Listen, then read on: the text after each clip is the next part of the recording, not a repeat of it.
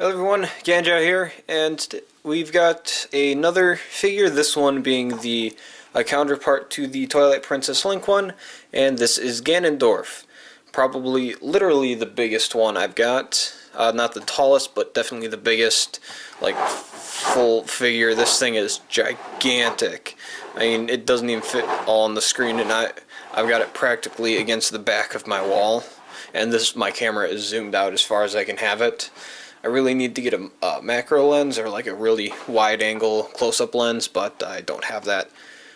So, like usual, I'll be going over everything, base, figure, no accessories. Oh Jesus, excuse me, I've got gas today. But he does come off, and like the Link one, it does have a very basic plastic base and the pegs there from where he stands and the areas on his feet. This thing is very heavy, probably at least 1.5 pounds to 2 pounds, I would say. I haven't put it on a scale yet, but that shows you about how heavy this thing is. He himself is about 11 inches, but with the base he's about a foot tall. The sword itself, the only area it's attached to is his hand up here, and his other hand's not really resting on it, it's just kind of hovering.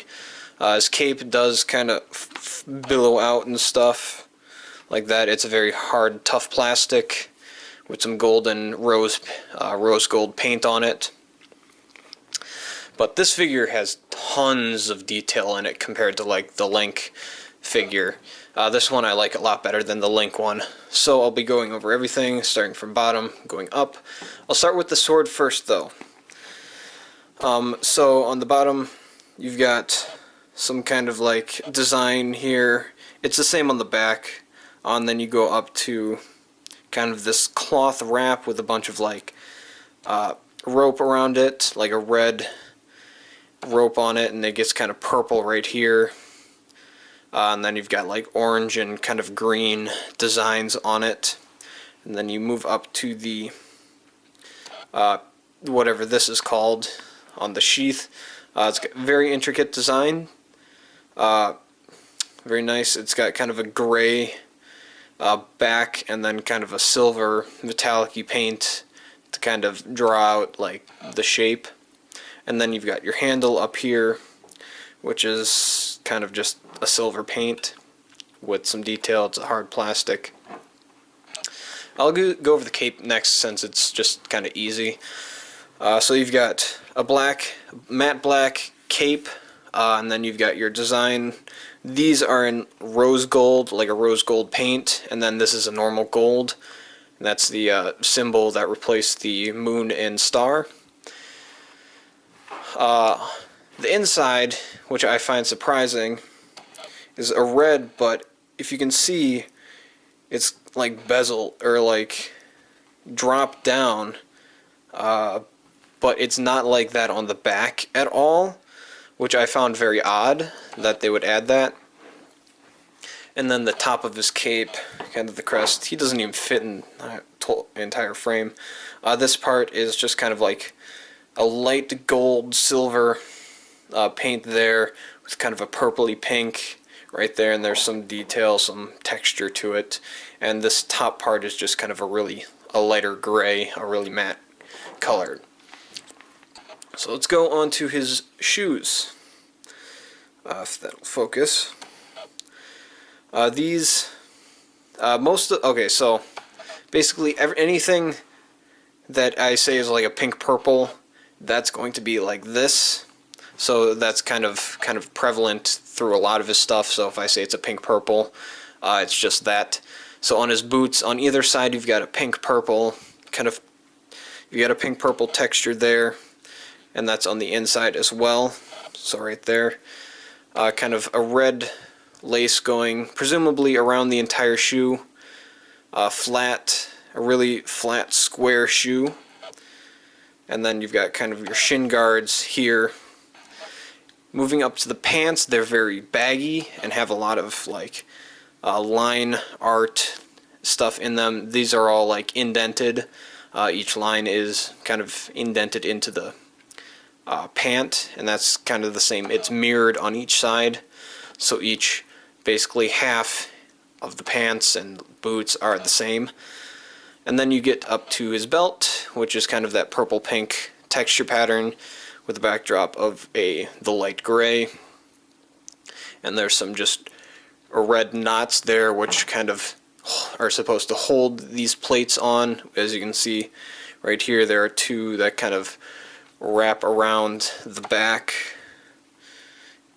If you can kind of see that, they wrap around the back of the leg to kind of hold that plate together. Move on to the belt, you've got like a ton of these little frills that are just kind of a rubbery plastic. They all move except the ones that are attached here. The ones that are kind of free-flowing move, so the ones in the front and in the back. These also kind of aren't attached, they do move a bit, like I can stick my pinky up there and all that. You've got, moving up further, you've got kind of a brown undershirt kind of thing with a red rope going all the way around to hold that in, as kind of is what the thing is with Twilight Princess, as kind of in the beginning Link has kind of like a kind of a cloth around his waist, and that's probably what this brown piece right there is. Underneath you've got another like purple pink thing with the kind of white gold accent. His chest plate you can't really see all too well. It's just kind of like that light gray color with some of the white gold accents on it. His arms are mirrored on the same side, though they aren't exactly the same. Being that I'll show you, like the stamps aren't exactly the same, like this versus that. They're a little different. This hole is bigger than this one, so it isn't exactly mirrored one-to-one. Like the stamps and molds aren't exactly right. So you got a light gray kind of, I guess, animal fur supposed to be right there, and then you've got some faint red stitches there, supposedly to hold that in, and you've got your brown leather kind of thing there.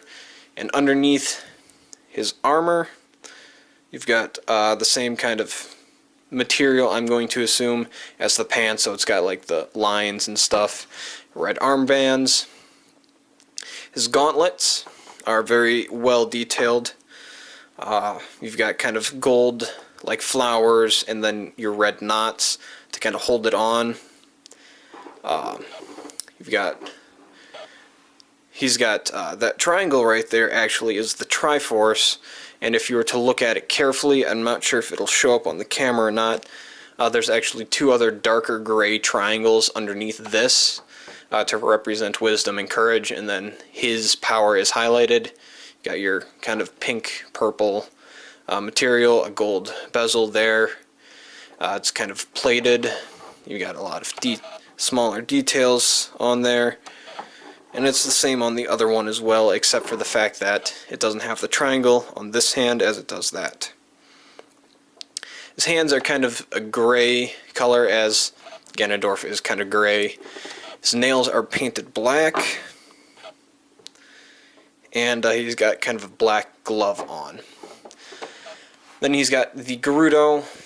I'm guessing these are Gerudo kind of things on the sword too.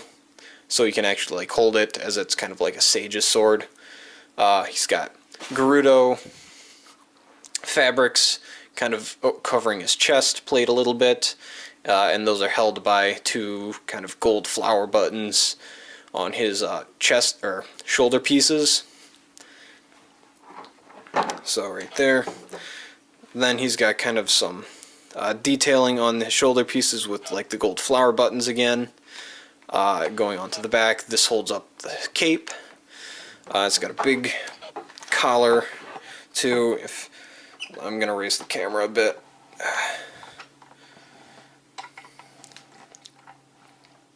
Don't want to get the shelf in. So he's got kind of a raised collar on the back, and that is basically it, and kind of a very decorated kind of collarbone piece right there with some gold buttons and some more little details. Like I said, each side is kind of mirrored. Now let's get onto his face. Zoom in on that pretty face there. That is the face of pure evil.